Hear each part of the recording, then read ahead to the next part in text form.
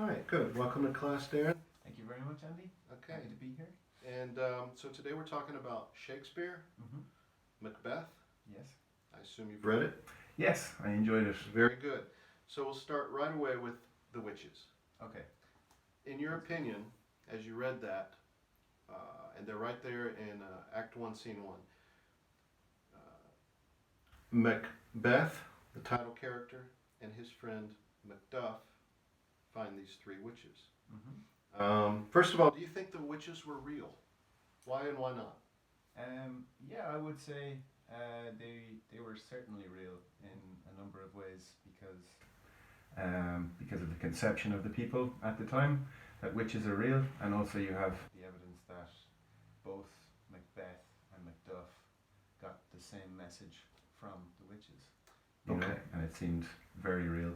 So if it was a hallucination, it would stand to reason that one of them would see one thing. Yeah, the consistency between the two stories. Okay.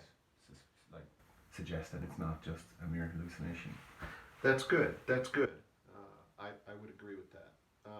You mentioned the people of the time. Now, are you talking about the Middle Ages? I think it was the 11th century. Mm-hmm. I think we can agree people believed in witches then. Yeah. How about, I think this play was 1603 or 1604, early in King James's reign. What's interesting is he believed in witches. He was very much into the occult. Okay. So you notice in some of Shakespeare's plays, he's currying favor with his liege. Sure. But the common people of London in 1603, do you think they believed in witches? I would believe so. Yeah. I mean, I think a lot of people might not have been to the level of understanding what the occult were thinking and talking about and interested in. Aleister Crowley. Yeah, absolutely. Yeah. But I think certainly they would have believed in witches and these kind of characters. Well, there were certainly documented witch burnings at the time throughout Europe, so that kind of suggests a belief. And in the New World as well. Yeah. Contemporary with Shakespeare, they were founding the colonies in Virginia, and then a little later in Massachusetts. Mm-hmm. Famous witch burnings and Scarlet Letter and such, which we'll have later in the course. But back to Shakespeare. So yeah, I think it makes some sense that your audience, and who was Shakespeare's audience? Were they the elites of London or what? Well, it would have been basically, as I understand it, it would have been anybody and everybody, you know, because it was the more accessible medium of arts at the time. That's right. Not like we have today, so many other things. So many distractions today. So many distractions. They could not go home and watch Netflix, could they? Yeah, fortunately for them. Fortunately, right. They couldn't binge watch a series on Netflix like Breaking Bad. Burning witches and they were busy with other things. Very good, very good. So, the Globe Theater, and there's a part we'll do next week all about the Globe, but it's not like a theater on Broadway, where everyone's all dressed up and it's more the upper classes. Sure. I mean, surely they would attend as well, but the common people were there. It was a very bawdy, rowdy atmosphere. There were food hawkers, people coming by with drink for the people. So, yeah, it was much more like a town festival in a way, that kind of environment. In between, during intermissions, there probably would have been some sort of entertainment, a juggler or what have you know. So I mean, it was not what we think of the theater as very formal, elegant affair. Yeah. Maybe like fringe theater that we have now. You know? Perhaps, or like the dinner theater where comparison. Maybe, yeah, everybody can partake, and there's not a formality to it. If I had a time machine, it would be, something to see. Absolutely. Something to see. And then wonder how much of it I would really understand, because, we don't really know how Shakespeare, how the people actually sounded. Yeah, and how this, for me, I would like imagining how they spoke relative to the things we read in plays like Macbeth. Yeah, how to pronounce it. Exactly. Some say that some of the dialects that haven't changed much in North America are probably closer than the Queen's received British English today, because that's changed a lot since those. Sure. Right. Good, good. So, that's right. Very good. Move on to the next part. This play, how would you describe the whole trajectory of the play by the time it's over? What's the biggest theme that you can pull out of it? What is the theme about? We mentioned Breaking Bad. Sure. Well, Macbeth being the main character, you can see his his journey basically to becoming, this very powerful leader, and then The king. eventually becoming tyrannical by the end of it, which is something we see time and time again in all walks of, I suppose, society even, Sure.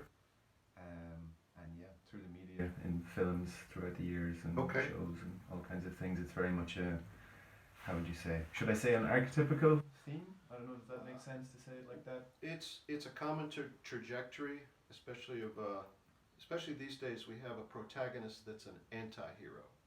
Yeah, yeah, You know, yeah. you kind of Very view them common. as the protagonist at first, but by the Yeah. end of the movie or the play or the novel or whatever the medium is, Mm-hmm. yeah, they it's like Tony Soprano in The Sopranos Sure. or yeah. Tony Montana.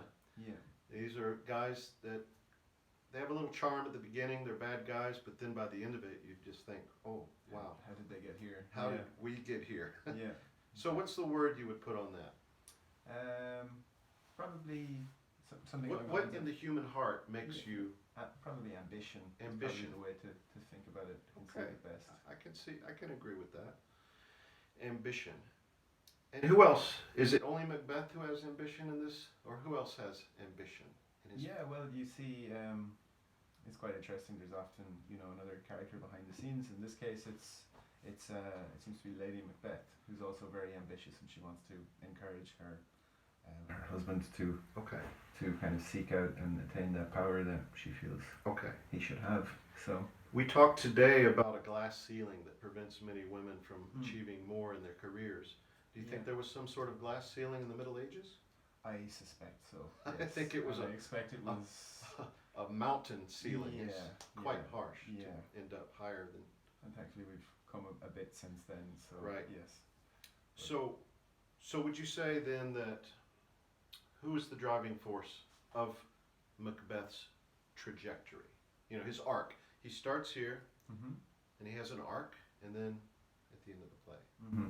So who propelled him on his arc? I mean, ultimately, we can't put the weight of our actions on somebody else. So ultimately, it's Macbeth. Not to say that he wasn't encouraged strongly by Lady Macbeth, but Yeah. yeah, maybe she got a bad rap of things. People might have construed her as Well- the villain more so than was fair. Yeah, I think that's very interesting you bring that up. A traditional reading of this play typically does cast Lady Macbeth as the villain. Yeah. And which is- yeah. Macbeth himself is somewhat Almost willed, like a victim, maybe. almost of- like a victim. of- But do you yeah. think that's fair? No. I mean, it's not really. No, I don't. I don't think it's a good way to think about things. I mean, especially from Right. the point of view, he's a grown man. Mhm. He should be able to take account for his own actions and kind of. Personal responsibility. Yeah, that's Yeah. basically what it is. Well, that's very interesting. We don't have Shakespeare today to ask, what did you mean by this? Yeah, for sure. But there's an interesting question here because, Mm. I mean, first let me back up a little and ask you: do you think, at the end of the play, Lady Macbeth, Macbeth is just told that she's dead? Mm-hmm. Okay. Do you know how she died? No, I don't know. not made It's clear. not really clear. I mean, which is pretty intelligent on Shakespeare's part, but It is. leaves you wanting to know Mhm. for A sure. little cliffhanger. Absolutely. Do you think she killed herself?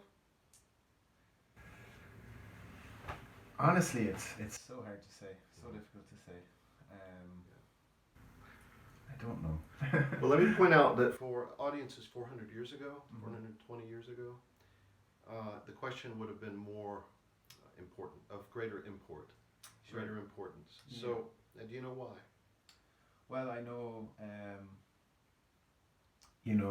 suicide is one of those things that has a lot attached to it in terms of, I mean, understandably, it's, there's a lot of stigma and things around it, and people will have different ways of thinking about it, especially from certain religious backgrounds. Okay. People are going to consider it a sin, whereas now we might have a bit more of a sympathetic kind of outlook culturally on something like suicide. You can, there's cases where people can understand People need a help. lot more. Yeah. So we've developed a much, I suppose, more nuanced. I think the word is enlightened. Enlightenment. The enlightenment. Yeah. Right. Yeah. How appropriate. So. Which you could say as a writer, Shakespeare was one of the first voices of the Enlightenment in England. Mm-hmm. And I'm getting to that because he actually provides a little bit of sympathy for her, perhaps unwittingly, mm-hmm. but at the end he leaves that open, because if he had just clearly said she killed herself, audiences then would have lost even more respect for her. Yeah. For example, in Julius Caesar, several of the Roman generals like Brutus, and we're going to look at that next semester, so I don't want to give away, but when certain characters kill themselves, you already don't like them, and this makes it just, they're irredeemable. And Shakespeare knew that too. So here, one almost suspects he's drug her through the mud so much already. Yeah. He doesn't want to just completely condemn her, because in a way she's a pitiable figure at the end. She goes mad, mm-hmm. and that starts earlier even. So, I mean, at the end, we feel more pity for her. Yeah. How about for Macbeth himself? What's your feeling at the end? Because these stories, they're supposed to evoke emotion. Yeah, sure. So what's your feeling about him? Well, even that is interesting, how we can go from one point of view where, there's the idea that he's almost a victim of his wife and her kind of pushing him in a direction that maybe he, people think he may or may not have went that way anyway. So at the same time, you could feel a slight amount of, or a certain amount of pity for him also. But also, it's that classic story of the, the rise to power and then losing control inside of things, So, I mean, personally, I would feel a certain Look upon my works and despair. Yeah. It's a very old story.